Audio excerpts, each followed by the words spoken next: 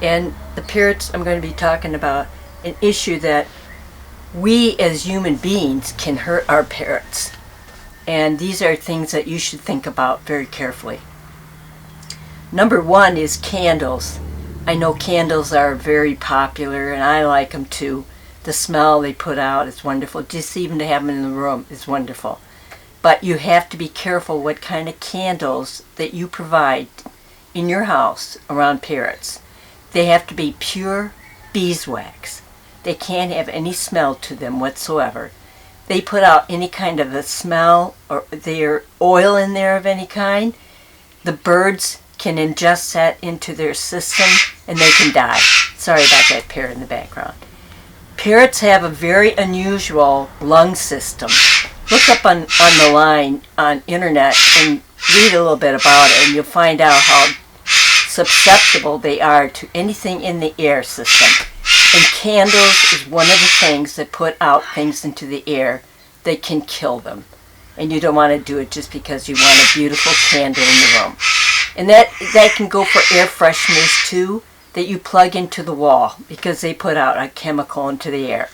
You as a human being will hurt your parrot by having that around your house. Even though it's very nice, I love the smell, it's not good for your parrot. Another issue. If you have your parrot around you, a lot of times you're kissing them if you're holding them, and you put out saliva that has bacteria in it that can hurt your parrot. Never kiss your parrot on the beak, ever. And I have parrots that I've done that in the past. Luckily, they didn't die. But you can kill your parrot by kissing your parrot on their beak or wherever on their body where they could ingest any of your saliva. Don't kiss them. Do not give them food that you've bitten into. For instance, I have bread once in a while. I used to. And I'd bite into the bread and I'd turn and give a little piece to my parrot. If you do that, make sure that anything that you touched with your mouth is not given to that parrot. Again, your saliva can hurt them. Same thing, you bite into an apple. Anything that you eat that might have some of your saliva on it, do not give it to your parrot, or else cut off that part of the whatever you give them, so that there's no saliva on that at all to give to your parrot. Another thing, again, kisses. I know you want to kiss. If you have a really cute little cockatiel or a cockatoo that you love dearly, you want to kiss them, do not do that. You are endangering your parrot by doing that. You yourself are doing that. Another thing, you endanger your parrot by not socializing it. And by that I mean by not handling it. And not, when you have friends come over, not bringing that parrot over to them. They don't always have to hold a parrot, but they have to be near that person so they're not afraid of human beings. Same thing if you have a dog or whatever. If you're holding that particular parrot in your hand and you can control that dog, not have it around and not hurt that parrot, then you are introducing it to that dog or pet. And if there's some kind of danger, and you have your hand on your parrot's feet, take it away so that it's not endangered. But it's important to socialize your pet, your parrot, with other animals around the house and human beings. You're only doing them a good justice to do that, so that in the future they will not be afraid of other human beings in the room. Another thing, you got to teach them manners. It's important to do this. And by that I mean make sure that they do not do any kind of pooping around the house or on somebody's shoulder. And you can teach them to poop on demand. And it's not that hard to do. And you can look up on the internet and figure it out. I have many of my parrots that do that on demand. Before I pick them up, I make sure that they poop before I pick them up, and they do not poop on you. Now parrots, their poop is their urine and their poop. Okay, it's all in one, and it can be messy. And once you have a parrot, you don't even care that it's on you. But when you first get a parrot, you're horrified to have that on you. It washes right out. No, it does not stain anything. So that is okay to have around, but you don't want it on you all the time. So you can train them to poop on command before you take them out and put them on your shoulder. And usually they tend to want to poop about every 20 minutes. So when they're all on your shoulder, kind of keep track. If they start moving around, answering around, moving their tail, that means they got to poop. And then you have paper on the floor, put them over the paper, and whatever thing you say to them to make them poop, do that. But be careful about what word you use to make them poop, because if you ever use that word out of just not even paying attention, use that word and they'll poop on you. So whatever word you use, make sure it's a word that's not real common and that nobody else can use either, so they poop on command. And again, it's not that hard to do, and believe me, it makes life a lot easier to have a parrot trained to do that. Another thing, you are not helping your parrot by giving them seeds. And seed is not good in the sense that it's fattening, and seed does not have all the vitamins and minerals that they need on a regular basis.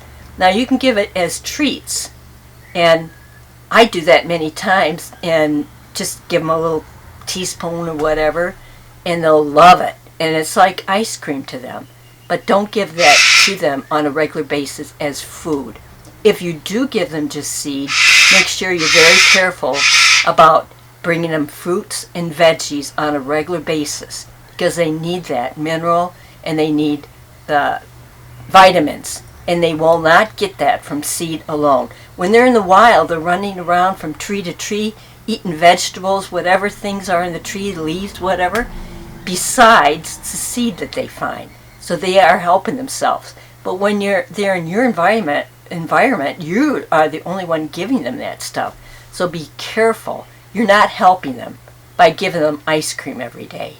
You're helping them by giving them good fruits and vegetables and minerals. And I always suggest giving them a pelleted diet, because that has all the good stuff in there, but you still should give them fruits and veggies besides.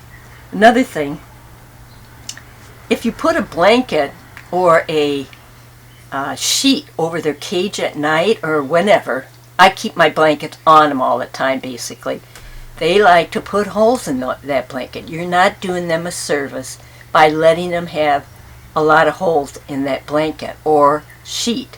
Keep track of it very carefully, because they can hurt themselves by getting caught in that. They can put their heads through the holes, they can put their feet through the holes, and I had a parrot that, because of my not taking care of that parrot properly, she hurt herself and she ended up having to be put to sleep.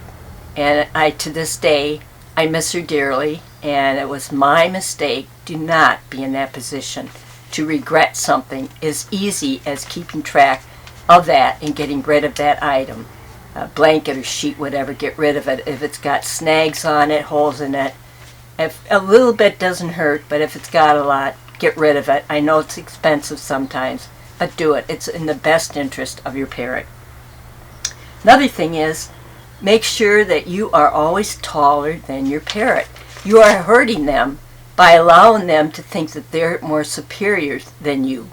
And when they're on top of a cage, it's hard to bring them down. And have a perch nearby, that if they get up on the top of their cage and they're higher than you, use that perch to bring them down to where they are below your head, because then you are in command of that parrot.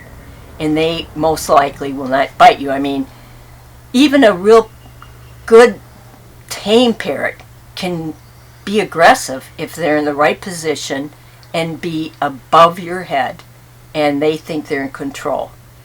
So be careful with that. And you are not helping your parrot by allowing that to happen. And they like to be up high. When they're in a tree, they usually try to get to the top of the tree, up high away from predators. And keep them down below your head if you're going to think about handling them at all. Another thing, I have a friend that slept with her parrot. And it worked for many years. I don't know how she did it, but they did it. But you are endangering your parrot, because you can move over and sleep on top of it and smother it. Do not think that you can do it safely. And again, they did it. I don't know how they did it, but I've also heard stories of people doing that, smothering their parrot, leaning over on them and crushing them, actually. If they're real small, it's real easy to do. Even if they're big, you can hurt them too. Don't try to sleep with your parrot.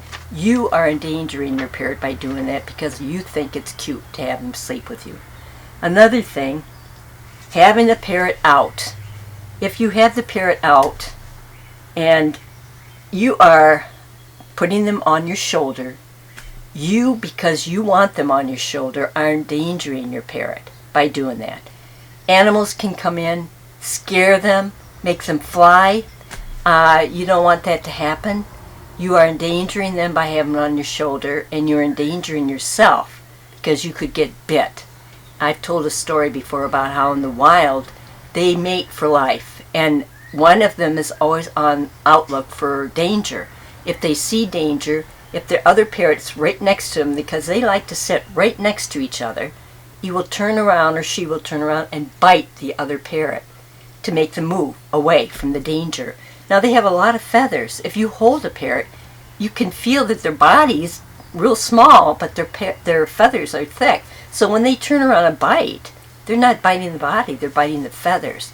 But with you, if you're their other significant other, you don't have feathers like that, and they will bite you on the face, arm, wherever, and draw blood.